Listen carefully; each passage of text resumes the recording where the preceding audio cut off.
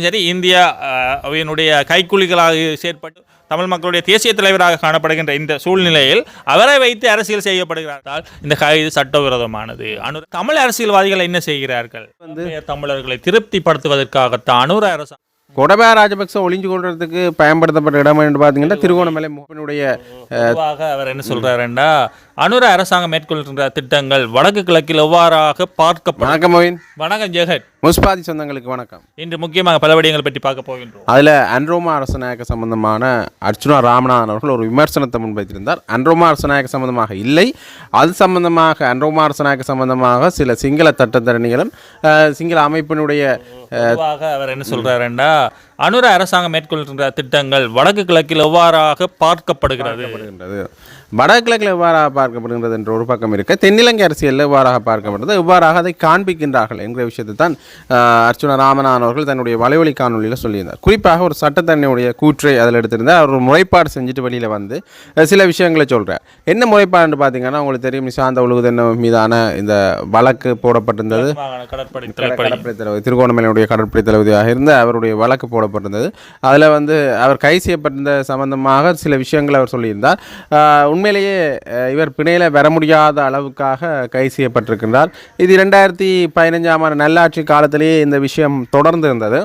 உண்மையிலே இந்த விடயங்கள் மேற்கொள்ளப்படுவதற்கான காரணம், அன்ரோமா அரசநாயக்கனால இந்த விடயங்கள் மேற்கொள்ளப்படுவதற்கான காரணம் என்று பார்த்தீங்கன்னா, இது வந்து தமிழர்களை திருப்திப்படுத்துவதற்காகத்தான் அனுர அரசாங்கம் இவ்வாறு செயற்படுகிறது என்று அவர் குற்றம் சாட்டியிருக்கிறார். கிட்டத்தட்ட குட்டி டயஸ்போரா அன்ரோமா அரசநாயக்க என்ற பொருள்பட அவர் பேசியிருந்தார் என்று அர்ச்சுனா ராமநாதன் அவர்கள் தன்னுடைய வலைவலி காணொலியில் கொடுத்திருந்தார். நேர்காணலும் அவர் தான் இருக்கு, சிங்களத்தில் அவர் கதைத்திருந்தார்.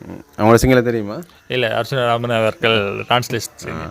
அப்போ அடுத்து வந்து அதில் 5 மாணவர்கள், எங்களோட தமிழ் மாணவர்கள் படுகொலை செய்யப்பட்ட சம்பந்தமாக அதுக்கான நீதி கிடைக்கும் என்று இன்றுமே வழக்கு எதற்காக தொடுக்கப்பட்டிருந்ததுன்னா, அந்த கடற்படை தளபதி ஏன் கைது செய்யப்பட்டிருந்தாருன்னா, நாம் கடந்த காலநொழியில் சொல்லியிருந்தோம், கொழும்புலை மற்றும் 5 பல்கலை மாணவர்கள் கடத்தப்பட்டு கொலை செய்யப்பட்டிருந்தார்கள். இதன் குற்றச்சாட்டின் அடிப்படையில்தான் கடற்படை தளபதி கைது செய்யப்பட்டிருந்தார்.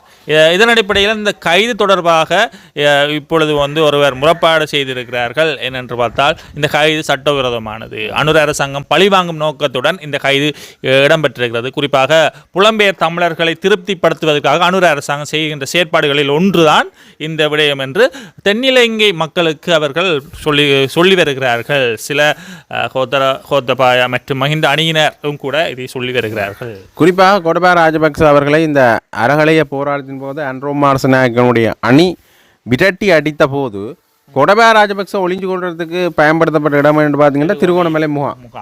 இதற்கு முக்கியமாக பொறுப்பாளியாக இருந்தவர் இவர், கைது செய்யப்பட்டவர். இந்த இவர் தான் முதல் ஆரம்ப கட்டத்தில் அவர் மாலதீவுக்கு கொண்டு சென்று இந்த சிங்கப்பூருக்கு இவர் தான் திருகோணமலைக்கு கொண்டு சென்று திருகோணமலை முகாமுக்கு கொண்டு செல்லப்பட்டு இந்த மாலதீவு சிங்கப்பூர் கொண்டு வந்து அப்படியே முன்னாள் ஜனாதிபதியை நாடு கடத்தினார் என்ற அவர் தப்பி செல்வதற்கான வழிவகைகளை வகுத்தது அடிப்படை இவர்கிட்ட இருந்தால் வந்தது. ஆகவே அதன் பின்னணியில் தான் அன்ரோமா அரசநாயக்க அவர்கள் இப்படி செஞ்சார்களோ என்கிற கேள்வியும் எழுகின்றது. அது மட்டும் இல்லாமல் விடுதலை புலிகள் அமைப்பினரை இல்லாமல் செய்வதற்கான மிகப்பெரிய ஈடுபாட்டில் இருந்தது வந்து இந்த கடற்படை தளபதி தான். மிக திறமையான விஷயங்களை செஞ்சார் என்று யார் சொல்கிறேன் அவர் சொல்கிறார்.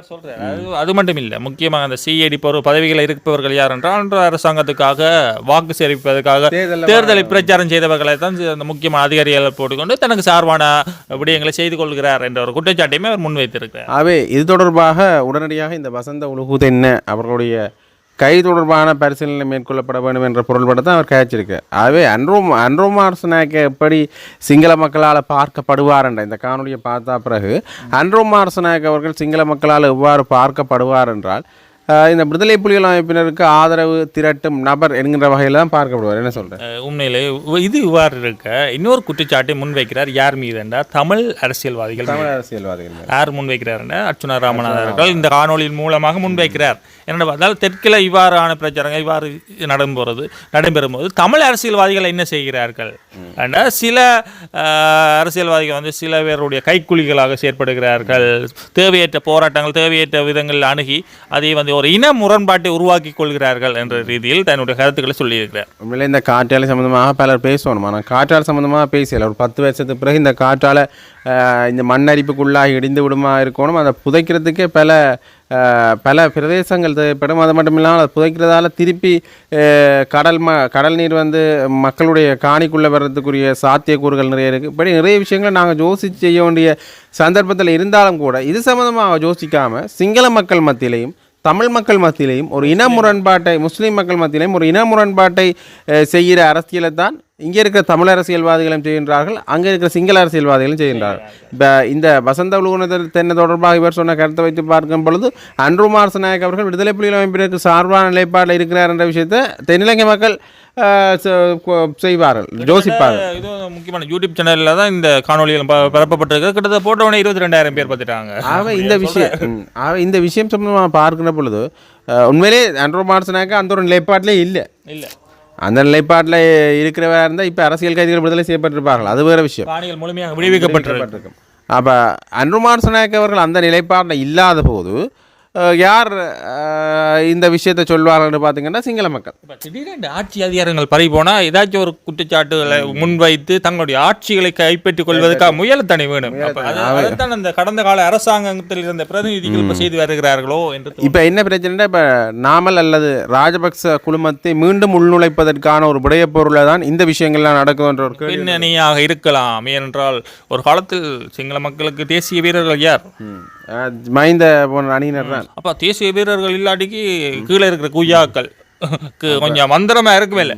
அது மட்டும் இல்லாமல் இன்னொரு முக்கியமான விஷயம் அண்மையில் பேசப்படுறது என்னென்னு பார்த்தீங்கன்னா, இன்னொரு தரப்பால் கிட்டத்தட்ட சஜித் தரப்பால் இந்த விஷயம் பேசப்படுறது என்னென்னு பார்த்தீங்கன்னா, இது அன்ரு மாரசநாயக்கவும் நாமல் ராஜபக்சவும் சிறந்த நண்பர்களாக இருக்கின்றார்கள், மாலைதீவுக்கு ஒன்றாக சென்றார்கள். நாமலுடைய மகனுக்கு வேலை எடுத்து கொடுத்தவரே அன்ரோவுடைய மகனுக்கு வேலை எடுத்து கொடுத்தவரே நாமல் ராஜபக்ச தான் என்ற விஷயங்களை சொல்லியிருக்கிறார். அப்படியெல்லாம் சொல்லியிருக்கிறாங்க. அவை இப்படியாக ஒரு பக்கத்தில் போனால் சஜித் தரப்பு மைந்தவையும் அன்ரோ தரப்பையும் இணைத்து ஒரு கருத்தொன்றை முன்வைக்குது. இன்னொரு பக்கத்தில் போனால் விடுதலை புலிகளுக்கு சார்பானவர் தான் அன்ரோ என்ற ஒரு பொய்யான கருத்தியல் வந்து சிங்கள மக்கள் மத்தியில் விதைக்கப்படுது. அது மட்டும் இல்லாமல் இன்னொரு பக்கத்தில் போனால் இங்கே தமிழ் மக்கள் மத்தியில் இந்த சிங்கள மக்கள் மீதான சில காழ்ப்புணர்ச்சிகளை உண்டு பண்ணுவதான கருத்துக்கள் முன்வைக்கப்பட்டுகின்றது என்ற பொருள்பட யார் பேசுகிறாண்டா அர்ச்சுனா ராமநாதன். இந்த சைத்தரப்பின விஷயத்தை சொல்லல, நாங்கள் அதில் இதை சொல்கிறோம். சைத்தரப்பினையும் இதில் உள்ளடக்கப்பட்டிருக்கு. இந்த விடயங்களில் நாங்கள் இன்னொரு முக்கியமான விடயத்தை பார்க்கணும். என்னென்றால் இந்த நல்லிணக்கம் என்றது வந்து எங்களுடைய போராட்டம் தமிழ் மக்களுடைய போராட்டமாக இருக்கலாம், சிங்கள மக்களுடைய போராட்டமாக இருக்கலாம், முஸ்லீம் மக்களுடைய போராட்டம், எல்லா மக்களுடைய போராட்டமும் என்ன ஏற்படுத்தணும்னா நல்லிணக்கத்தை ஏற்படுத்தணும். இப்போ வடக்கில் அரசியல் செய்பவர்களும் சரி, தெற்கில் அரசியல் செய்பவர்களும் சரி, கிழக்கில் அரசியல் செய்பவர்களும் சரி, தங்களுடைய நல்லிணக்கங்கள் குலைப்பும் விதங்களாக செயற்படக்கூடாதுதான். இந்த இடத்துல நாங்கள் தமிழ் அரசியல்வாதிகள் சில பேரை சொல்லலாம் நல்லிணக்கத்தை குழப்புவோம். ஆனால் அதே நேரத்தில் வந்து நல்லிணக்கம் என்றால் என்னென்றா ஒரு சார்பான பக்கமான குழுவினருக்கு மட்டும் லாபத்தை ஈட்டுவதில்லை. இரண்டு பக்கம் இணக்கமாக இணக்கம் வந்து ரெண்டு பக்கம் இணக்கமாக இருக்கணும். ஒரு பக்கம் கொஞ்சம் கூட குறைய இருந்தால் அது இணக்கம் இல்லை. அப்போ இதால தான் இன்று வரைக்கும் இலங்கையில் வந்து நல்லிணக்கத்தை ஏற்படுத்த முடியாமல் இருக்கிறது. அப்போ சில அரசியல்வாதிகள் சொல்கிற நல்லிணக்கம் வேறு, நாங்கள் கேட்குற நல்லிணக்கம் வேறு. நாங்கள் நல்லிணக்கம் பண்ணால் எங்களுக்கு 2 பேரும் சமமான உரிமையை தான், அதுதான் நல்லிணக்கம்னு சொல்கிறோம். அப்போ சில நேரத்தில் உரிமைகள் கேட்டால் இனவாதம்னு சொல்லுவார்கள். ஆகவே இப்படியாக இந்த நல்லிணக்கம் சம்பந்தமான விஷயங்களில் பேசுகின்ற பொழுது ஒரு தரப்பில் யோசிக்காமல் இப்போ எங்களுடைய அரசியல் கைதிகளை விடுதலை செய்கிறது நாங்கள் கேட்கின்ற நல்லிணக்கம், எங்களுடைய காணிகளை விடுவிக்கிறது நாங்கள் கேட்கின்ற நல்லிணக்கம். இப்படியே நல்லிணக்கம் என்ற விதத்தை புரிந்து இவர் புரியாமல் இல்லை. ஆகவே இவர்கள் இங்கே காணிகளை அரசியல் கைதிகளை விடுதலை செய்தால் தெற்கில் வந்து ஒரு பெரிய ஒரு பிரச்சனை. இப்பவே இவ்வாறு அனுர அரசாங்கத்துக்கு எதிராக குற்றம் சுமத்துறவர்கள் அரசியல் கைதிகளை விடுதலை செய்தால் இந்த கடந்த கால ஆட்சியில் இருந்தவர்கள் என்ன செய்வார்கள்? அனுர அரசாங்கத்துக்கு இவர்கள் டயஸ்போராவே மாறிவிட்டார்கள். அப்போ என்ன பிரச்சனைனா, இங்கே எங்களுடைய தமிழ் அரசியல்வாதிகளுடைய அரசியல் எப்படி இருக்கின்றது என்றால், ஒன்று சிங்கள அரசியல்வாதிகள் மத்தியில் இந்த கருத்துக்களை சொல்லிக் கொண்டிருக்கிறார்கள்.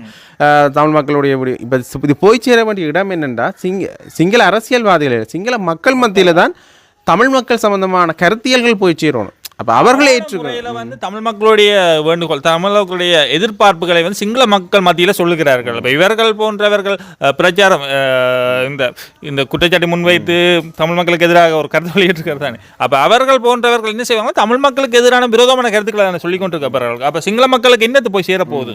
அப்போ சிங்கள மக்கள் மத்தியில் போன்ற கருத்தியர்கள் சரியான முறையில் போய் சேர்ந்தால் தான் சிங்கள அரசியல்வாதிகளுக்குரிய அடுத்த கட்ட நடவடிக்கைகள் அவர்கள் மேற்கொள்வதற்கான வாய்ப்பினை வழங்க முடியும். அதுக்கு பிறகு அவர்கள் வாய்ப்பினை வழங்க முடியலைன்னா சுயலாப அரசியல்னா சொல்லணும்.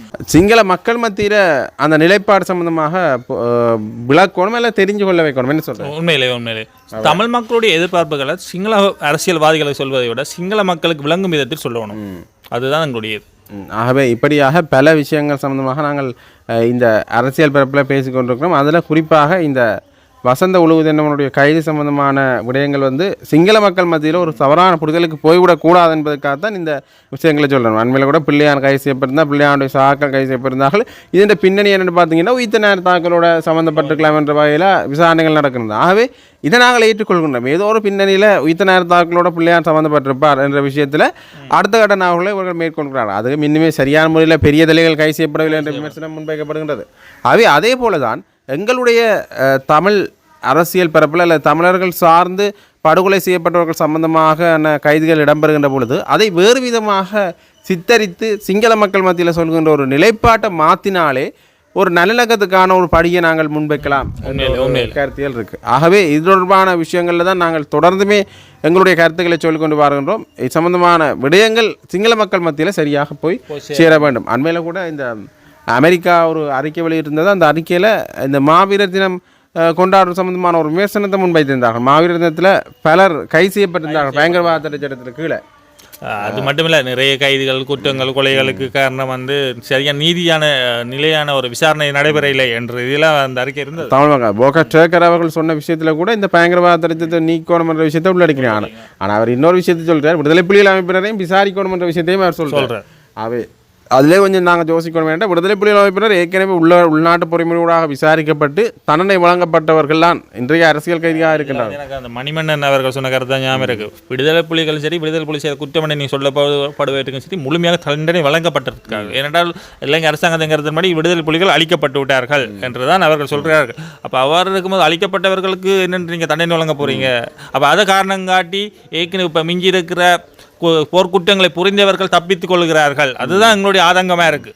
அது மட்டும் இல்லாமல் இந்த அரசியல் விடுதலை புலிகள் அமைப்பினரை அழித்து விட்டோம் என்று கூறினாலும் கூட இன்னும் கூட அவர்களுக்கு ஆதரவாக இருந்தவர்கள் என்ற பேரில் பிறல் இந்த பயங்கரவாதத்திற்கு கைது செய்யப்பட்டார். சொல்றார், விடுதலை புலிகளுடைய ஆதரவாளர்கள் சில கைக்கூலிகள், தவறான கைக்கூலிகள் வந்து தங்களுடைய அரசியல் தென்னிலங்கையும் சரி இந்தியாவினுடைய கைக்கூலிகளாக செயற்பட்டு தமிழ் மக்களுக்கு கிடைக்க வேண்டிய விடயங்களை இல்லாமல் ஒழிக்கிறார்கள், தமிழ் மக்களுக்கு எதிராக செயற்படுகிறார்கள் என்ற ஒரு ரீதியிலும் சிலர் வந்து தங்களுடைய நிதி திரட்டல் பணிகளுக்காக விடுதலை புலிகள் அமைப்பினரை பயன்படுத்திக் கொள்கின்றார்கள்.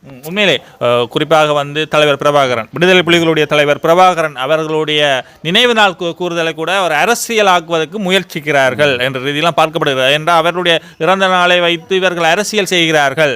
சிலர் அவர் இன்னும் உயிருடன் இருக்கின்றார் என்ற ஒரு அரசியல். உண்மையிலே அவர் ஒரு தமிழ் மக்களுடைய தேசிய தலைவராக காணப்படுகின்ற இந்த சூழ்நிலையில் அவரை வைத்து அரசியல் செய்யப்படுகிறார்கள். ஏன் ஒரு காலத்தில் வந்து விடுதலை புலிகள் தலைவர் பிரபாகரன் அவர்களே சொல்லியிருக்கிறார், மாவீர நாள் தான் தன்னுடைய நாளாக கூட இருக்கும். தான் ஒரு நாள் தனக்கு ஏதாச்சும் நடந்தால் வீர வணக்கம் எப்போது செலுத்தணும், மாவீர நாள் தான் செலுத்தணும் அவர் சொல்லியிருக்கிறார். அப்போ அவருக்கு ஒன்று தனியாக நாள் கொண்டாடுவரும் ஒரு விமர்சனத்துக்குள்ளான விஷயமாகத்தான் மாறி இருக்கின்றது.